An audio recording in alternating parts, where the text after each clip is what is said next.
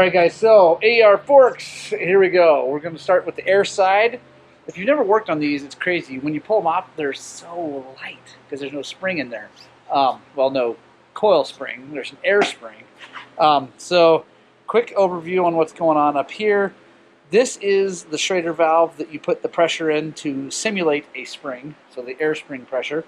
They recommend 9.5 bar, anyway, 140, 150 pounds. Change that with your weight. The last one of these bikes I had, I usually ran like 122, 125, somewhere in there. This other is a bleeder for just the outside chamber, which is what is leaking, and what I'll show you guys. But it's just like a normal fork bleeder. Got to bleed that thing like normal. So yeah, take this thing apart. Normal 50 millimeter KTM fork cap wrench. I will put a link in the description for that. We got a plug down there. I think it's a 17 millimeter. We'll take it off, find out. But yeah, let's take this thing apart. Start by bleeding the air spring off. Just push that little button in. You don't need to take the valve core out.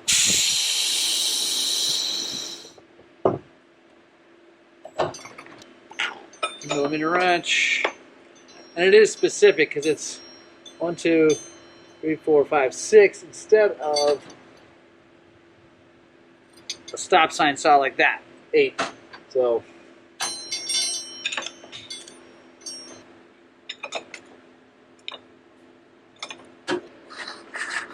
there we go. So now you go to the bottom. Unlike the old style with the spring up here and you got to pull the cap off and all that, we flip it over and go to the bottom. I'm going to drain this out in our sink a little bit. That was what was leaking, and it was absolutely puking.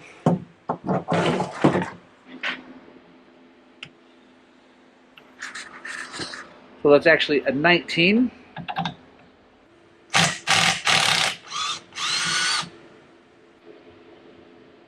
Cool thing is, it's literally just a holder.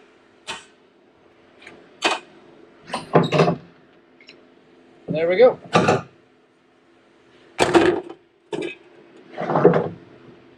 Here's your air spring.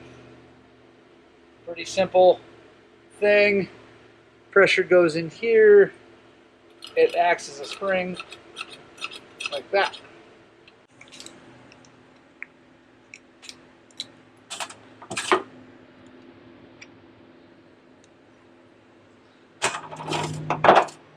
All right.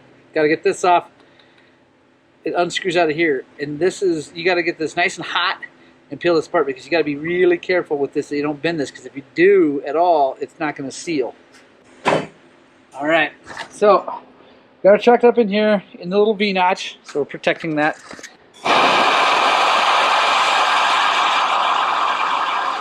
All right, I flipped it over because this piece right here is going to be it's a little burly, a little thicker up here, and it's not interfering because I can't clamp that tight enough up here without hurting it. So now got it up here, got that all dried off, happy.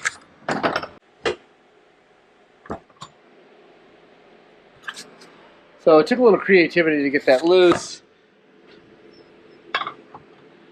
but you can see with normal stuff you can get this done. Just have to have, you definitely need a fork cap wrench, you definitely need a 24 millimeter wrench, and some sort of vise to hold it. But you just need to hold it still.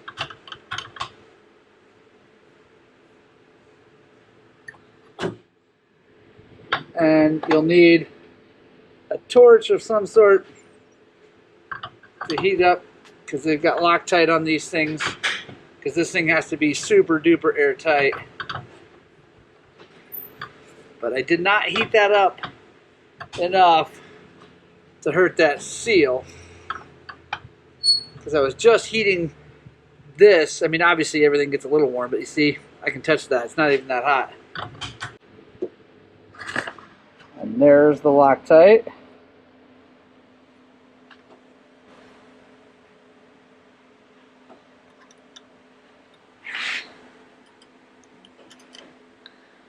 There we go. So Like I said before, you don't need to take the valve core out of the pressure chamber if you're just doing the outer seals, but if you're doing this, you got to take it out so that this will come loose. There we go.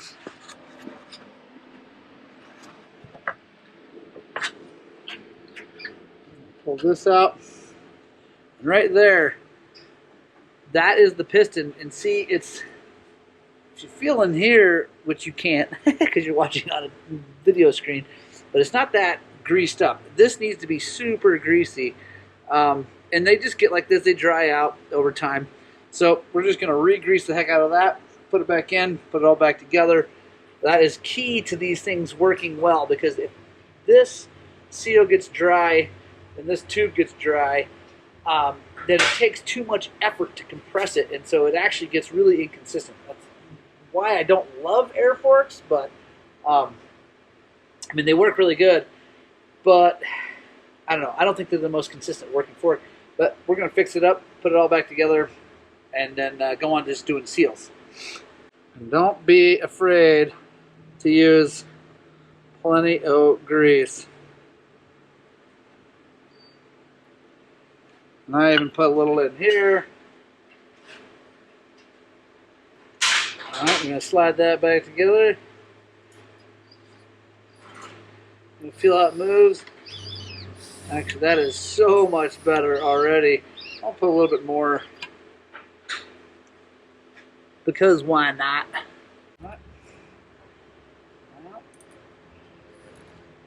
Go back together. So here is the thing. Now, to put Loctite back on this, you need these threads really, really clean and grease-free. So you want to clean that up. You know, you're going to get grease on it, probably pushing that in and out. But now we need to clean those threads up before we put Loctite on this. Otherwise, the Loctite won't do anything. Let's try a rag. There we go. Lightly in there again. Some red Loctite. Just need a little bit. Yeah.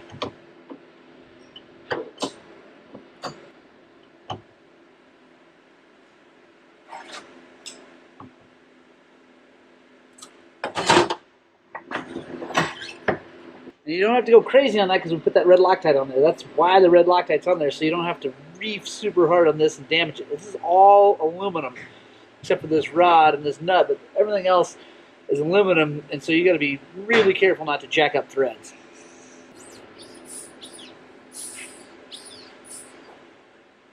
That is working way better. I like it. Our valve core back in. Set this aside while we do the seals. Reinstall that guy and the circlip. Seals are like every other bike seals. 48mm SKFs.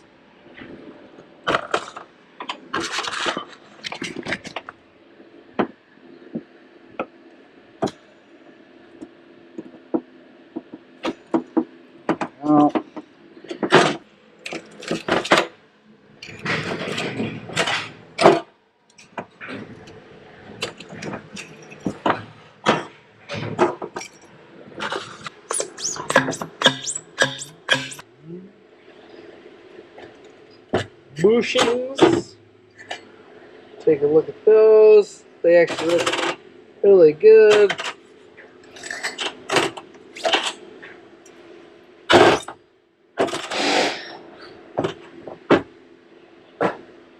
Now we go to the parts washer. Alright, got them all cleaned up. As always, I put a cross hatch on this with some red Scotch-Brite. I've covered that in lots of other videos. I'll put a card right up here to one of our other fork seal videos if you want to see how I do that. But now, just going to take a really good look at them. They look good. I know why these were leaking. She was riding with us when they started leaking. It was super muddy. So she jammed some mud in them. No big deal. SKF heavy duties. Link in the description for these.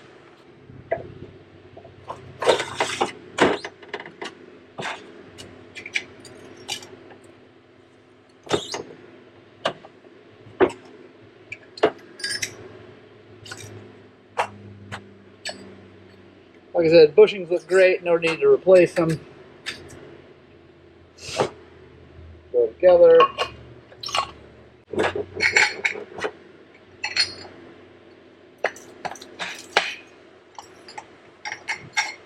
Link in the description for Steel Driver. It's like seriously the one specific tool that you gotta have.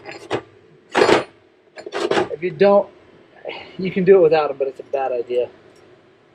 Circlip. Like all the other ones. Just go like that, we're all good. Now, what we can do is put a little bit of pressure in here to extend this, so we'll go down and we can put the holder back on.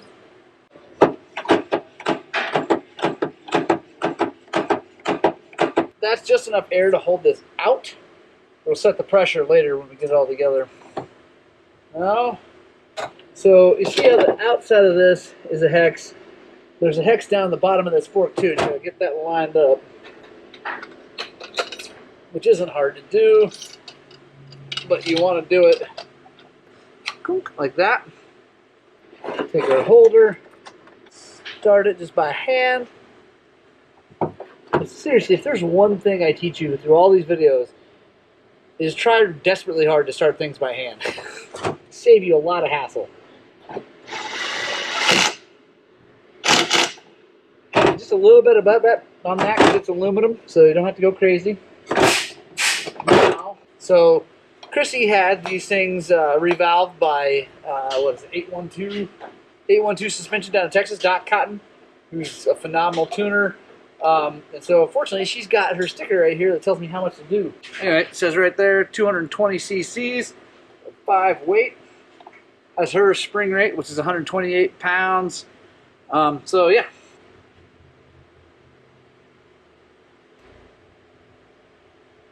Ooh. Screw this back down. Put 128 psi in it. Bolt it back on the bike, and then we'll do the other fork. Now, most of my fork seal videos, I don't show you the other one because it's the same. These are completely different side to side, so we're going to do them all. Alright, left side fork done, 128 pounds in it. Clean it up here just a little bit more and then stop it on the bike, and then we'll go to the right side, which is the damping side, so it's totally different. So make sure you stay tuned. Alright guys, so we got the right side fork off, and this thing is basically just like an old closed chamber or twin chamber KTM white power fork, except that it doesn't have a spring, so it actually makes it easier to work on. So yeah, let's get this thing apart.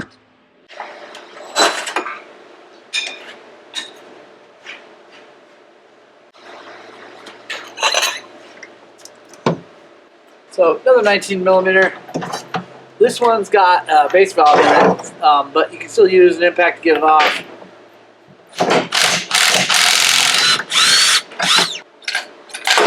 There we go. Got it out. It's got the same style, so it goes into a holder. That's why you can use the impact, because this holder is got a mate down in the bottom, and that goes in and it holds it still while you undo it. So it works really good. This is where all the damping is done for the whole bike, well, the front of the bike. So it's only got damping on the one side. That's how the AER Forks work. We're going to bleed this and clean it all up inside too. This, I won't show you specifically because this is exactly like the other side that I just did. But it's normal fork seals, 48 millimeter style. We're going to get that done here in a bit. We'll start with this side, chalking it up in the soft jaws, but not too tight. We're going to hold it with the wrench up here while we undo the top. You got to have a special tool for that. So there it is. I'll put a link in the description. It's a Motion Pro 08-43. Wait, hold on. 08-0436. Like I said, we're not going to rely on the soft jaws, because if you tighten these down tight enough on this part of the cartridge, you will bend it. So we're using this. So like on all twin chamber forks, as you push the rod up, that should come out. Just pop this out, set her down here, bleed this out into the sink.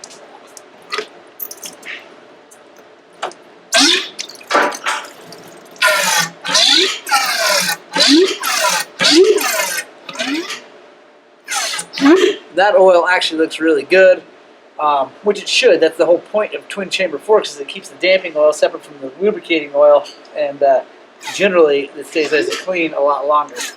But you always want to change it when you're doing fork seals, because you might as well.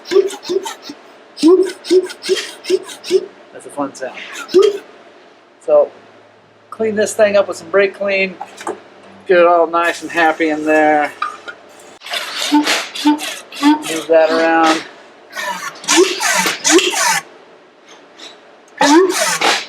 And let that drain really good, because we don't have that brake clean in there. It wouldn't cause any massive problems, because it would get hot and evaporate, just like all the brake clean situations that I do around here. But I don't want to wait that long, and I want to get it all cleaned out, so we'll blow it out with some air. And here is all of, well, not all the valving. Here's part of the valving. But yeah, so clean this up really good. All the stuff. Want to blow it out with air really good.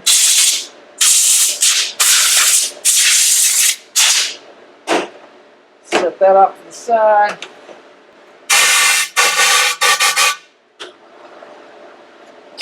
There we go. This thing works just like that KYB that I showed you. In fact, this is an awful close copy to a KYB SSS fork. Thank goodness. Sam up in the San Juans are trying to reopen, Silverton, they're trying to reopen the single track trail. No. Yeah.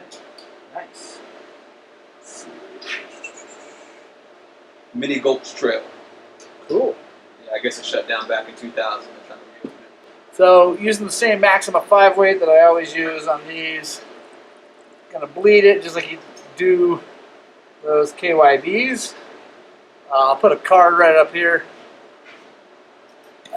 Right there. Put a card right up there for that fork seal video if you want to watch that. If you got a set of KYBs. But yeah, you're basically just gonna pump this up and down until the bubbles quit coming out.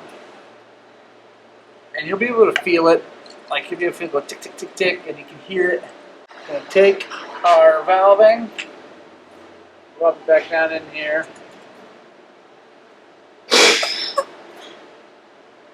I'm going to push it. As we push it, you'll see the rod is coming out. Tool.